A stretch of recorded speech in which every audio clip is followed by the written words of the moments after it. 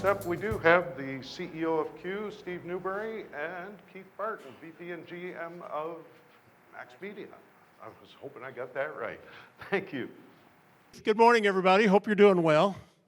I am Steve Newberry. I'm a broadcaster first. I don't consider myself a technology salesperson. I am a radio passionate owner-operator from Kentucky that's had the privilege to work with the team at Quu for the past 6 years.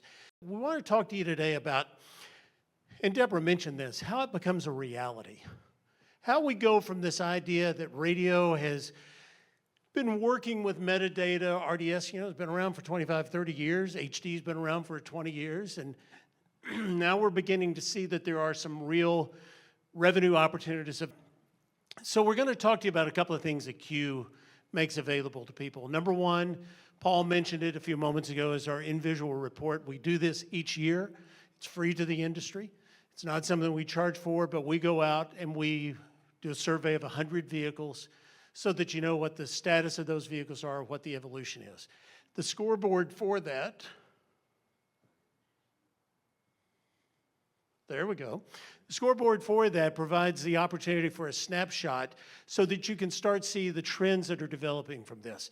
100% of the cars have FM, 100% of the cars have AM. You're also seeing that Android Auto and Apple CarPlay are in 98% of the vehicles, but a couple of things, and I don't have a screen, so it's a little hard for me to see, but a couple of things that I would point out there. 68% of the vehicles have multiple screens. Paul mentioned that. I want to reinforce that. 68% of the top 100 selling vehicles have multiple screens. This is not a fad. This is our future. So I really want to bring that to mind. The other thing that I want to point out is DTS Auto Stage is growing. You see that when we first started doing this report, it was an idea. Now it's become reality, and it's growing almost a quarter of the vehicles that are there. So please go online. Feel free to look at this, Quu.com. There's data, there's rich data, there's photos of the dashboards. There are lots of things that you can take from that. Here are the 6 summaries, but the number one is radio must be visual. I want to get to Keith because Keith is really the reason that we're here today. I know a lot of people in this room. I've known a lot of people in this room for a lot of years. I did not know Keith Barton until about 4.5 years ago when he picked up the phone and called and said, I want to find out about your technology. And Keith has become one of, if not the leading users of the technology and what he's doing with Max Media in the Hampton Roads area, in the Norfolk, Virginia area. It really is pretty phenomenal. Keith, I don't want to steal the plunder, but I'm just going to have a few things up here. But let's just talk about what's going on with your stations.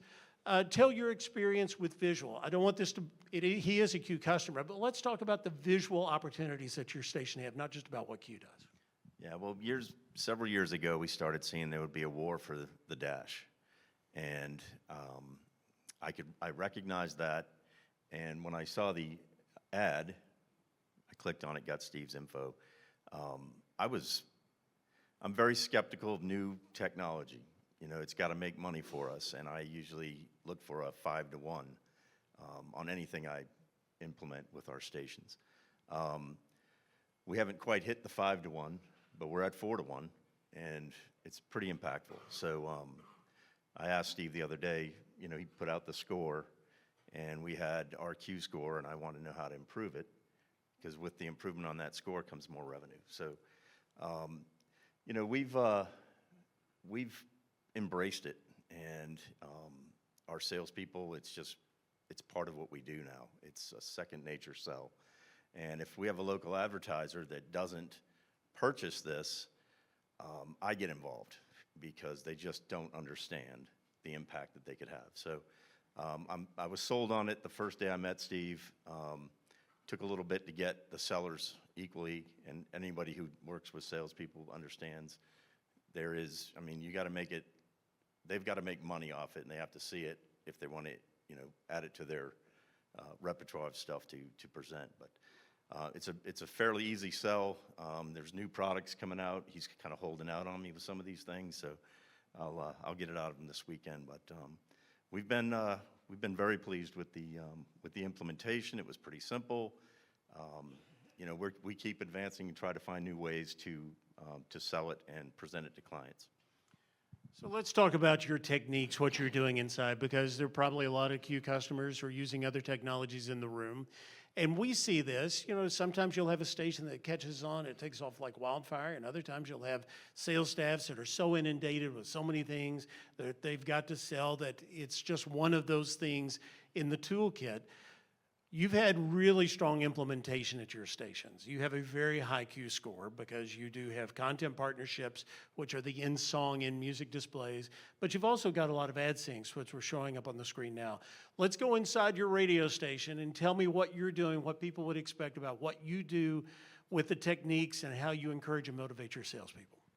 Yeah, well, Steve recommended we get a large screen and we can actually post Quu in real time for the 4 stations that we have Quu on. And I can see it from my office, and there's a little red flag that's beside an advertiser. The red flag indicates they're not purchasing Quu. So that's my Quu. I get up, walk out, look at it, and my salespeople are right there, and I'll point at it. We got some work to do. So we don't see many red indicators anymore, other than national advertisers, which is it's a whole nother education. They want it for free, and we do not give it away. So if they want the benefit of Quu, they have to buy it. And some of that gets directed from the client. They go, how come our information isn't up when our ads run? And sometimes it gets reverse engineered, and then they're asking us, hey, we want to buy it now. So those with the national companies are a little bit more difficult. I like sitting across from a local advertiser and showing them the benefit of what Quu can do. What percentage of your local advertisers are using the visual? What percentage are you adding to that? And then how do you price it? What do you see as being the revenue opportunity? Because a couple of years ago, I was talking to some engineers, and engineers said to me, I love this. And I said, well, great, why? And he said, I'm always going down the hall to the general manager to ask for something that's going to cost money. And with this, I have the opportunity to go down the hall and suggest something that's going to generate revenue. And that was kind of I loved hearing that. But let's talk about what type of revenue you make with this in terms of percentage. How do you sell this product? Yeah, well, like I said, we don't give it away. It's typically a 10% increase on a buy. So if it's $1,000 a week at $100, they get Quu. It's pennies for the impact that it can have. We have a lot of different techniques to get it in front of people. It's kind of fun to play with advertisers and bring them. And I will tell them about the cakes. Sure. So a couple of years back, we partnered with a local bakery, and we do spec spots. Everybody has done spec spots for years. Now you can play them on your phone. It used to be a DAT tape, or just however to get audio to them. Now we can send MP3s, but I want them to hear the spot in front of me. So we do these cakes. They're and everybody has seen them. It's okay. Yeah. So it's got that edible paper that you print. We put our logos on it, and a picture of the screen if we're intended to sell Quu.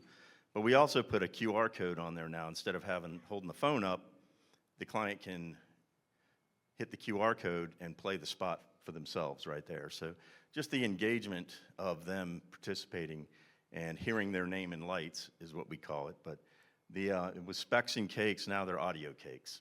And they're very effective, and our sellers are 5 cakes a week, or that's the expectation to go out to new businesses. And these are businesses we've never had an appointment with. You can't get past the gatekeeper, but if you bring a cake in, everybody likes cake. Well, there's one person who doesn't like cake. I don't think Ben likes cake. But it's been wildly effective. And with Quu, now we just show them what it can look like and sound like at the same time on the dash. So the thing I love about Keith is these are ideas that I wish I'd thought about, and he's come up with this. So the QR code on the cake, I think, is a brilliant idea. Putting the Quu screen on the cake, I think, is a brilliant idea. But he really does find different ways to approach it. And my point to this is the more creative your team is, the more engaging the opportunity. And this also transfers, you saw some of these shots a few moments ago, but let's talk about what your programming team does, because you gave some examples of weather alerts and other things. Yeah. So The programming team and you know, our ops manager is very protective of his screen, you know, so that's been some of the pushback, but I had to explain to him, that's not your screen, that's my screen, because everything we do has to create revenue. So initially it was a little bit of a heartburn for him, but now it's just part of the culture, it's part of what we do. So yeah, that's the picture of the in the office, the monitors in our sales pit. But so we'll have, if there's a weather alert, we have our production manager has access to Quu, and he'll put in weather alert or traffic situation. So it's furthering in its information. And our owners are local broadcast guys for many, many years. And I mean, it's all about traffic. It's all about weather. It's all about informing the public locally of things that matter to them. So sometimes programmers we get pushback on that because they want to protect everything. And I get it. You know, years ago I used to say, if we're hearing music, we're not sold out. Well, I've changed my tune on that because in a PPM market, there's so many off-ramps for a listener, so you have to protect those things. So I've been cognizant of those things, but we're embracing the visual part of it and any opportunity we can. Now we're not putting QR codes on the screen, and we're not having interaction.